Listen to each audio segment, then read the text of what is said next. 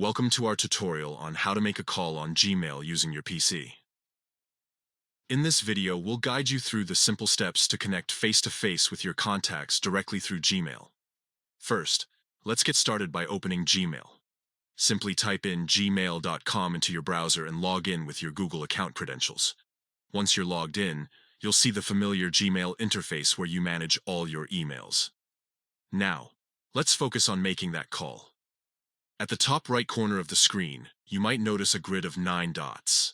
Clicking on these dots opens up a menu showing various Google services available to you. From this menu, select Chat. If Chat isn't visible here, or if it doesn't appear as an option when clicking those 9 dots, don't worry. You can also access it from Gmail settings by clicking the gear icon at the top right corner and selecting See All Settings under Quick Settings. Then navigate to Chat and Meet and ensure that both are enabled. Once Chat is open or activated from settings, if needed, find the conversation with whom you want to make a call.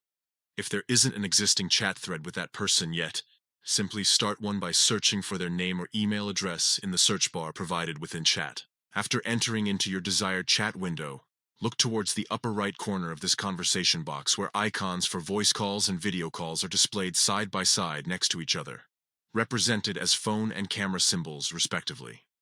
To initiate a video call specifically, which is what we're focusing on today, click on that little camera icon located at the top right-hand side within this chat window itself.